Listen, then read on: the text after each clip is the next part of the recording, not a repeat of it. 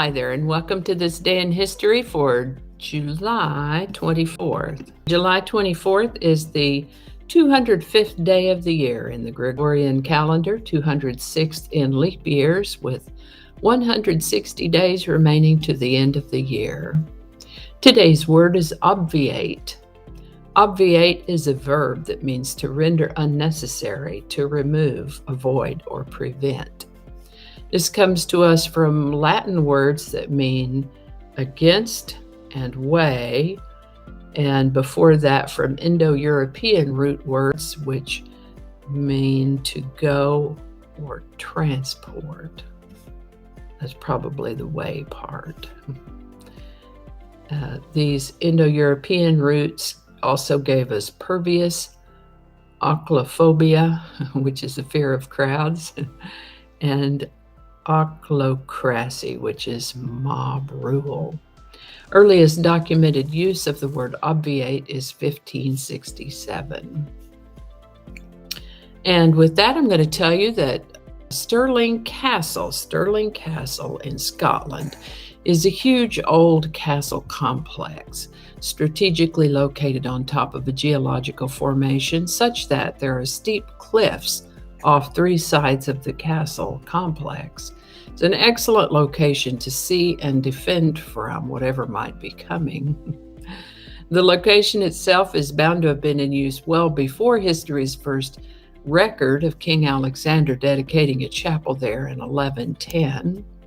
Most of the present-day buildings in what is known as Stirling Castle date from the 1400s to the 1600s. It's a pretty impressive-looking complex that is now a historical tourist attraction. It might be worth a trip to Scotland right there. Back then, though, Stirling Castle changed hands several times between the English and the Scots during wars of Scottish independence, which brings us to today's item, when on July 24, 1304, King Edward I set upon the castle with what were known as siege engines. These were trebuchets, catapults with a long arm that could be used to throw a projectile. Edward I had ordered his engineer to design and build a huge trebuchet, which they named the Warwolf, thought to be the largest trebuchet ever made. It's said to have been able to throw rocks as big as almost 300 pounds, 135 kilograms, from as far away as 660 feet, 200 meters. Such that they were able to destroy entire walls with it and take the stronghold back under English rule. On July 24, 1567, Mary, Queen of Scots, was forced to abdicate and was replaced by her one-year-old son, James VI.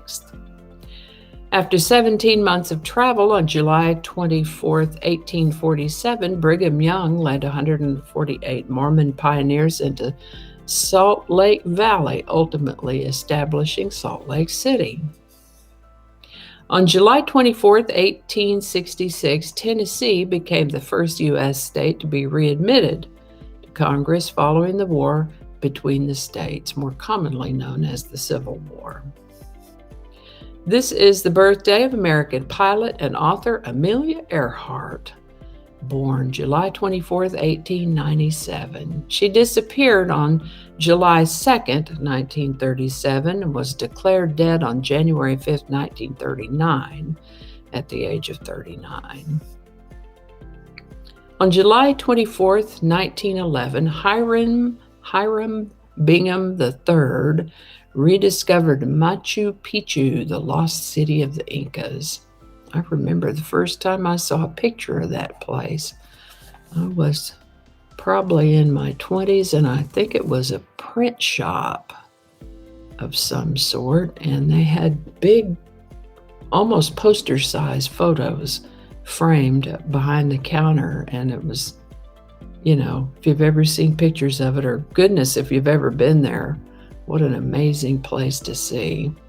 And the clerk said that some relative of hers, I think her son, had been there and taken those pictures. Machu Picchu. On July 24th, 1935, the Dust Bowl heat wave reached its peak with temperatures of 109 Fahrenheit, that's 43 in Celsius for my metric friends, in Chicago, 109 in Chicago, and 104th, which is 40 Celsius, in Milwaukee. And for my viewers who watch from other parts of the world, those cities are typically have temperatures in the range of 70 to 82 degrees Fahrenheit or 21 to 28 Celsius in Chicago, and 65 to 77 Fahrenheit or 18 to 25 Celsius in Milwaukee this time of year. So significantly hotter temperatures that they almost never get up there. That was during the Dust Bowl heat wave in 1935.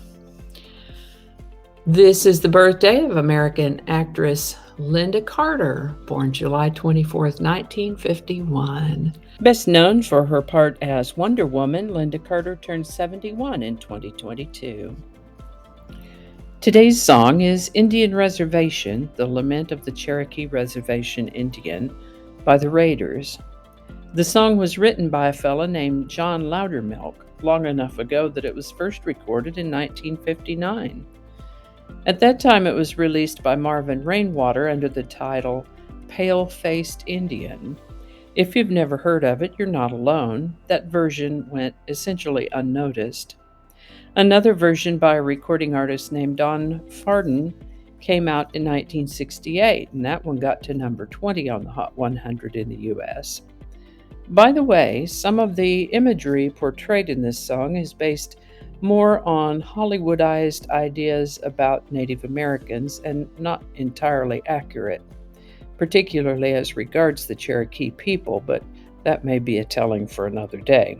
Returning to today's song, however, Paul Revere and the Raiders, also known simply as the Raiders, released this song in 1970 as Indian Reservation, the Lament of the Cherokee Reservation Indian. This version had sold over 1 million copies by the end of June in 1971 and hit number 1 for the Raiders on July 24th, 1971. I remember Paul Revere and the Raiders from the late 1960s, so I was a little surprised to hear that this song was the group's only Hot 100 number 1 hit and their final Hot 100 Top 20 song. Indian Reservation, the Lament of the Cherokee Reservation Indian by the Raiders, link in the description. And I think that's going to do it for us today. Thank you so much for watching. Consider subscribing if you haven't already. Feel free to share this video with the link in your email, messaging, or social media. If you enjoy this series, you can check out the playlist that contains these videos. I'll put a link to that in the description. That description lives on YouTube, so for other platforms, I'll include the link to my blog page that is called No Really. You can also find me on Rumble, Parler, BitChute, and Getter. All those links in that description. Alrighty, that's all I can think of right now. Thanks again, and I'll see you next time.